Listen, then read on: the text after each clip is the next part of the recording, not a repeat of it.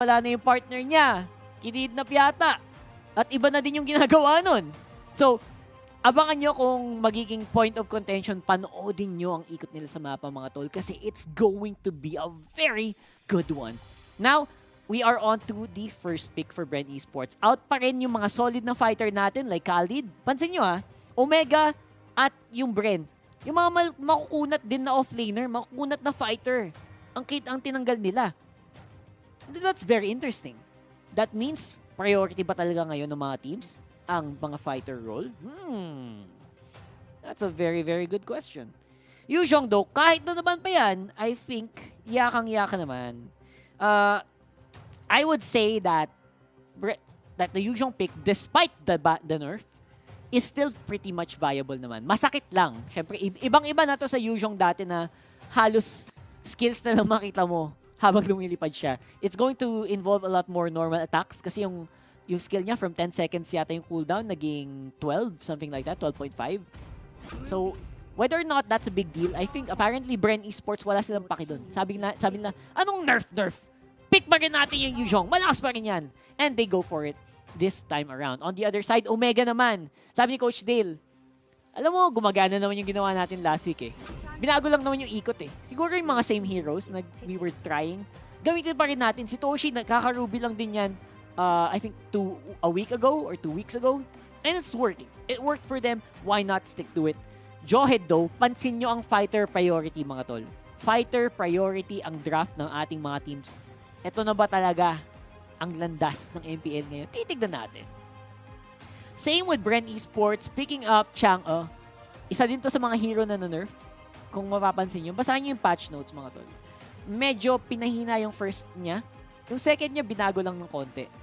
Pero yung first ni Chang'e, medyo hindi na kasing sakit ng dati.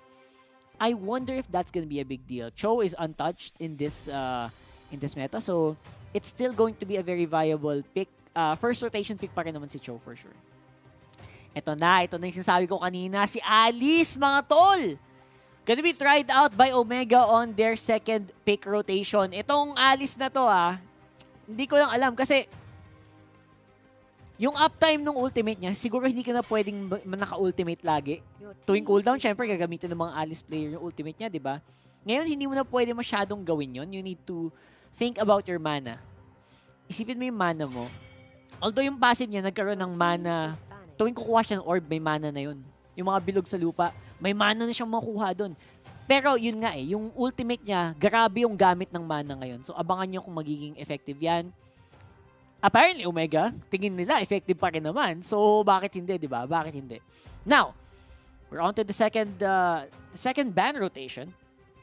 I would say that we will need to look for these Roger picks.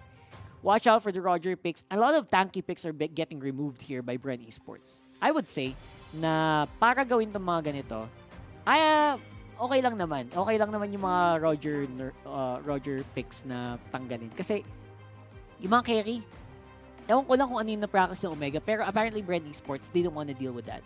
That's fine. Xborg also received a minor nerf lang naman on the flame missiles.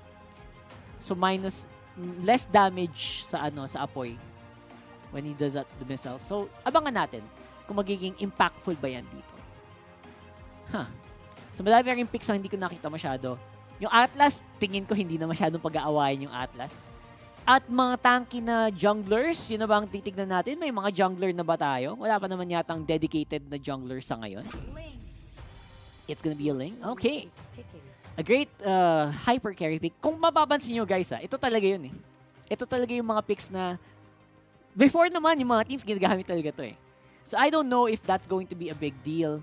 I don't know if that's going to affect the game too much kasi these are pretty much old picks. Kung mapapansin nyo. Lumang lineups din ng teams natin to. Not much of a change, I guess. So, we'll see whether or not that's going to be a big thing here. Last pick for Bren Esports tayo mga tol. They look actually confident. If you look at the videos, they look like they're very confident with the picks they have. Although Omega right now is still looking for it. Oh, hey, it's Claude. I would say the Claude pick is absolutely fine. The Claude pick is something na hindi masyadong napansin, hindi siya na-touch ng patch, diba? So whether or not that's gonna be helpful, we'll have to wait and see. And the Popol and Koopa. So not much tankiness here for Bren Esports. Ang pinaka-frontline nila dito will be etong Cho pick ni Lusty. Definitely going to be a tank Cho, most likely. Support tank Cho. Because everyone else is going to be a little bit squishy dito sa Bren Esports. And the Kagura for Omega. Interesting picks mula sa ating team. Omega, going for that Kagura pick. Ang hirap Parang mahirap i-predict yung gusto nilang mangyari. Ang win condition dito yata ng Omega is pag nagkumpul-kumpul ang kalaban, they're gonna rely a lot on the damage output, the AoE damage mula kay Toshi dito sa laban na to. So, bantayan nyo yung offlane na yan. Now, this is a very good matchup. I would say a matchup na, kung pansin nyo, walang solid na tank na pinik. Nasa na si Kufra. Nasa na yung mga Kufra natin. Yung mga Hylos, mabilis mag-clear sa jungle. Nasa na din, diba? So, they are off right now. Wala din sila Atlas. And a lot of these are focused on fighters and offlaners that can sustain for a long amount of time dun sa kanilang mga lane. Para ba yun sa full XP? Full gold lane? Very interesting, no? So a lot of these picks are going to be self-sustaining, kumaga. Self-sustaining and very much in going to be unkillable almost. If you play it safe, they're very unkillable in the first 3 to 4 minutes of the game. I guess, naisip din nila na sobrang important yung magiging laning phase natin dito. So, let's head into the game, mga kaibigan. And, kayo ba? Agree ba kayo sa mga picks na to? Are we going into a meta that doesn't look like it has tanks? What is happening here? It's very interesting. And yung matankiness na mangyayari, na yung nakita natin sa gilid, no? Yung mga small nuances. XP lane will be on the bottom, and the gold lane will be on the top lane. And of course, sa in-game, meron namang mga suggestions yan. Whether or not you're going to come up with, whether or not the game thinks that this certain hero goes to the XP lane or dun sa gold lane, there are small suggestions. I'm sure you noticed that when you were playing your games. And I wonder, I really wonder whether or not that's going to be a big deal. Now, obviously, yung teams natin, tingin nila, it's going to be big. Pero, syempre, game 1 pa lang to, wala pang labanan nangyari. We will not be able to tell right away. Now, I want to know what you guys think. Who do you think had the better draft here? Comment nyo din yan. We are live, obviously, on Facebook and YouTube. And meron din tayong English stream na nagaganap ngayon. Kasama si Butters at Shinbu. You can also watch them out watch them there on Mobile Legends Esports Facebook page at YouTube. Now, we're gonna go on a short pause here. Now, what does this look like? Kumusta ang win rate ng Ruby? Actually, hindi ko nga alam kung pwede man nating isama yung win rate before. Kasi obviously, iba talaga eh. Iba talaga yung mga mangyayaring picks. Iba talaga yung... it feels like a different lineup altogether. Yung Ruby before that patch, it's focused on sustain. And definitely, if this Ruby doesn't go down, pag hindi mo siya masyadong nag-focus on roaming, on ganking, actually yung Ruby na to, it's going to be good. And now, I just got news, mga kaibigan. May malupit na pangyayaring magaganap. Hindi na ako solo. Balita, wala yun. I'd like to welcome to the desk our anchor. Welcome back, brother. Mr. Wolf. What's up? What's good?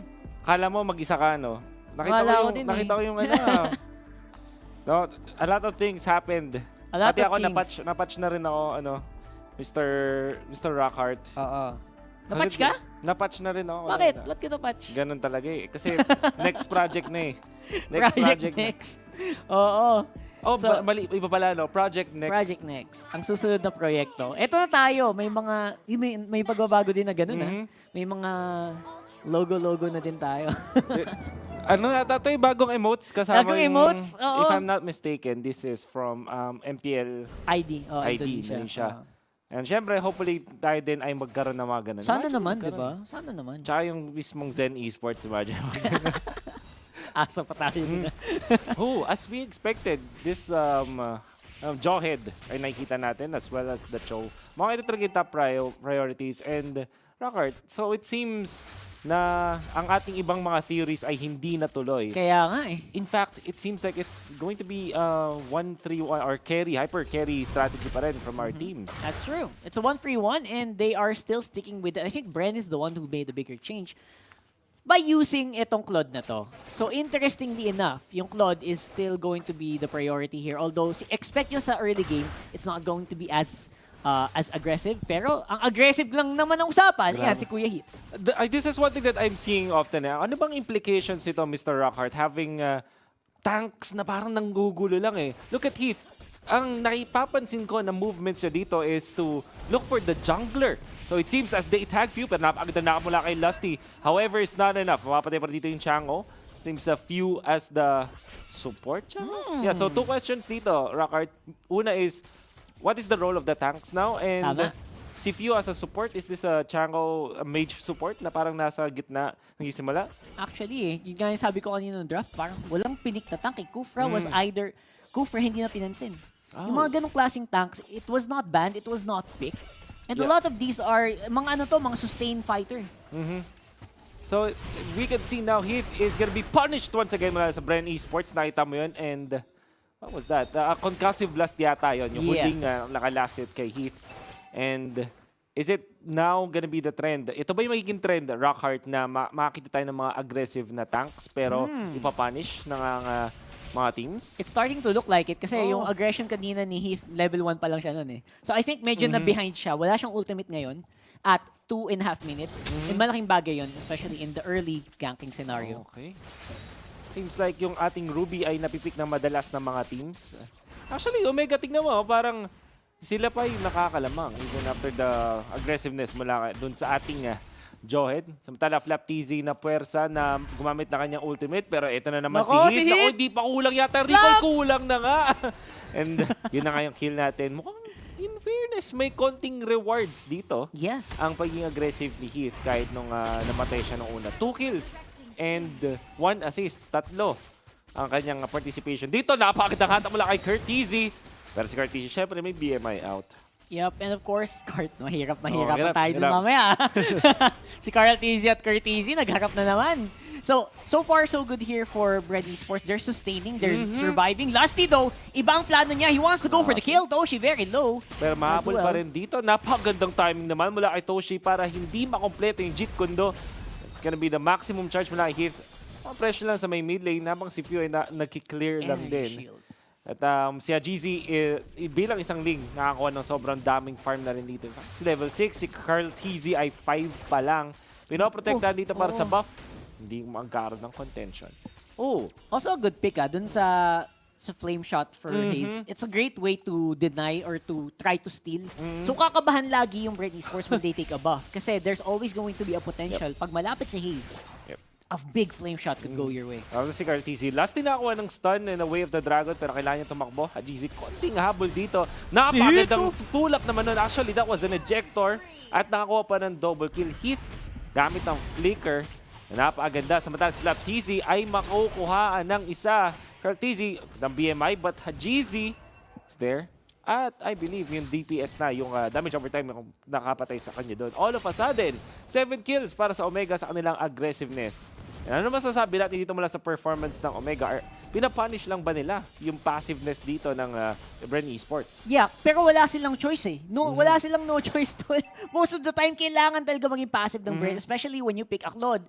And panoodin nyo dun sa replay na yun. Si Flap, after the initial skills, wala na siya masyadong gagawin. Literal lakad, atake na lang. Yun yung nagiging implication ng nerf kay Yuzhong. By the way, yung Alice natin, alam natin na sa mga maganda yung mga changes. Yung kanyang ultimate ay toggled na. Ibig sabihin, hindi na siya nagko-cooldown. Well, actually, may 2-second cooldown between sa toggles. Pero imagine nyo, hindi ka na talaga maghintay ng matagal na cooldown for ultimate. Ang kapalit ay mana, pero alam naman natin, pag nakakuha ng Clock of Destiny tsaka ng late game na stacks, di ba? Sa ating Alice. Unli na halos lahat eh, di ba? Yung mga enchanted talisman pa, mga ganun. So, mga itemization can make up dun sa mga pagbabagong ginawa dito kay Alice, for sure. So far, laki ng lamang na Omega bigla. 5,000. Sinesecure nila dito yung turtle. Habang si Heat naman ay nanggugulo lang sa may gilid. And there's the turtle taken. Si Rebo trying to be a little bit aggressive dito. But he will not get anything. Interesting. Okay, so ang tanong ko dito is, nagsimula ba si Cortez sa mid or dun sa isang lane?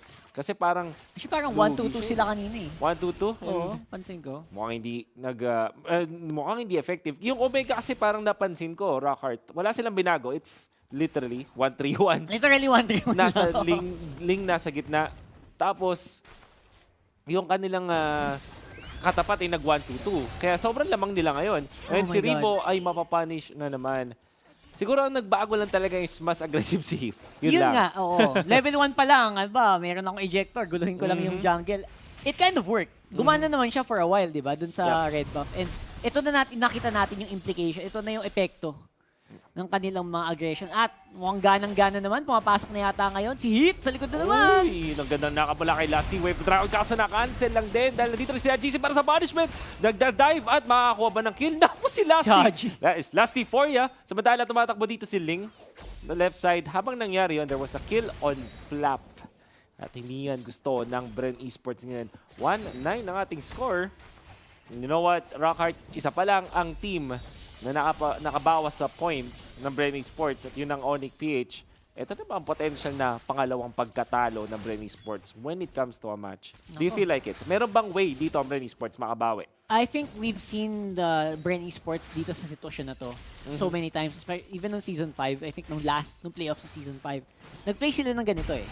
Where they were relying on Carl TZ na makapag-farm ng matagalan. Oh my goodness, phew! Walang takas! And yun yung problema sa Chango. Pag medyo core ang role mo, after yung flicker, wala ka ng ibang way para mataasin. Toshi, syempre, meron siyang flowing blood at meron siyang flicker to use that. By the way, si Curtisi, kanina pa niya ginagawa. Nire-reset lang niya. Ito ulit-ulit. Ating, sorry, the spinner? Mother Shocker. Yun natawag sa kanya. At ang nakita ko rin is, ito something na kailangang i-take note natin mga viewers. Kapag mas maraming heroes, malapit dun sa buff, ay mas kumukunat yung buff. 15% per hero. Sa mga buffs yung umatake. Kailangan umatake sila. That's right. So, what does this mean? Magkakaroon ba na mas maraming invades? Kasi counted kahit kalaban. Pero mamaya natin pag-usapan dahil mukhang gusto lumaban na Omega dito around the orange buff once again. Si Haji sinisimulan na. Tignan mo yung positioning ni Heath dito. Hindi siya bumabawas. Ayaw niyang mapakunat pa. Lumayo talaga. Sobrang layo. Bren Esports, wala silang nagawa doon sa clash na yun. At ninanakawan sila. Omega, parami kanilang gold now. On the bottom lane, Raptisi wants to fight this. Ito na si Hayes. Kaso nahatak sila. Sila pa naunahan. Double kill already for Omega. May isa pa. Si Few nahuli na nga with the ejector. That means a double kill para sa ating Ling. At 14 kills na Omega. 27,000 over 18. Pa 9K gold lead ng Omega at 9 minutes. It's a bad sign para sa Bren Esports. Pero looks like Omega is really... Parang ibang team sila ngayon, Kuya Wolf. You know what? Isa sa mga predictions ko dito ay ang Bren Esports ang isa sa mga pinakaunang team na makapag-adjust magbibigay sa atin ng new meta. Pero naman sila pinakita ng new meta. Kaya lang yung Omega sabi nila, the new meta does not work. Not yet. 1-3-1 pa rin ang galawan at kitang-kita natin ang laki ng lamang eh. What was this? Bakit ganun ang nangyari at least dito sa match na to? I know it's too early to tell, Rockhart, pero so far, what are we seeing dito sa ating patch sa ginawa ng Omega laban sa Bren Esports? Bakit hindi nag-work yun? Ang trend naman ngayon ng Bren Esports is a lot of them are scaling heroes, di ba? Yuzhong with the Claude. Yung frontline nila is a little lacking and even yung Chang fighting right now dito sa gilid, kulang din ng power. I think kinulang talaga ng firepower sa early game Bren at tinake advantage ng Omega yun. Nahuli din nila na inuhusan nila ng mga skills and ngayon tinatry. Kita nyo gaano kakunat yung buffs ngayon will be reset as well. Kunat nga. Si Omega ay ginugulo lang si Carl TC dito. Ang goal lang nila hindi makapag-farm. Carl TC is just 5k. 7k na yung lane. Pero may clash dun sa may likuran. Yuzong as well as Chow combining. Pero yung Chango Meteor Shower walang tinatamaan. Nahuli din si GZ. Sabi ng Omega, back muna. Pangit yung pwesto natin dito, wag tayong lumaban. At nag-burn lang sila ng ibang flicker at mga ultimate doon. Tapos, umalis na lang. Yep. And ganda ng decision eh. Cut your losses para sa Omega. Actually, yes. Ang pinakamalaking advantage na nakuha ng Omega doon, nakuha ni Toshi. Yung pinagtrabahuhan ni Carl TZ ng matagal. Oo nga. Now, nasayang yung oras ni Carl TZ doon habang distracted silang lahat. Tapos wala naman ding na-down sa Omega. So overall, positive net game pa rin. Okay. That's really good para sa Omega. Samantala, sinusun na yung Lord, may nahuli dito si Toshi. Parang planado yata to ng Omega. What they're doing is just to take the Lord ngayon at isang bar na lang. Nandito si Ribo. We have to take note. Alam na nila kung kailan gagamit yung Retribution. Perfect timing at yun na nga. Flawless na flawless para sa Omega. May nahuli na naman dito pero mukhang walang punishment. Nagabot si Ajis sa likuran. Gustong mahanap yung Claude at napatay na nga yung Claude. Omega finding that carry ng Bren Esports at isang magandang trade. Hindi nga trade eh. Lord It's a Lord. at Claude para sa isang Alice. That is not bad. That is Omega with getting everything, almost everything they want na parang dumulas lang ng konti sa dulo. Ngayon, nakita natin yung implication nung pagkawala din nung Purify sa isang Claude. Ang laking bagay pala, no? Pag walang Purify yung Claude, talagang mukha siyang sobrang vulnerable. Hindi ka basta-basta makapag-battle mirror image palayo. Interesting. Pansin ko rin dito, Rockhart, is Omega talagang nasa aggressiveness lang sila. What they're trying to do is hindi nila hinaya makapag-farm sa Bren Esports. Tapos dahil lagi sa nagharap ng gulo, na-force nila itong si Yuzong at si Lusty na pumunta lagi kung nasan sila para hindi makapag-sideline push. So, kung may defense man dito mula sa Bren Esports, kailangan nilang sobrang lapitan with Meteor Shower, Blazing Duet, kasi mahihirapan sila. Katulad na ginagawa ni HGC, wala siyang pake. Wala, Scene zone. Scene zone Grabe ni naman HGC to. at yun, ngayon na, pinansin na. Pinurse na dito yung ultimate. And HGC almost taking him down. Samantala si Tosh dito nakipag 1v1 sa tatlo. Habang yung Lord naman papunta na sa base. Inhibitors down. May magandang hatak mula doon sa Ruby. And it comes sa Tempest of Blades. Pratisi bad position at nahuli din sa likuran si Ribo. Lahat na sila namatay. And Omega scores Maniac. the second defeat of Bren Esports, taking game 1. Isang napakalaking pagkapanalo para dito sa Omega.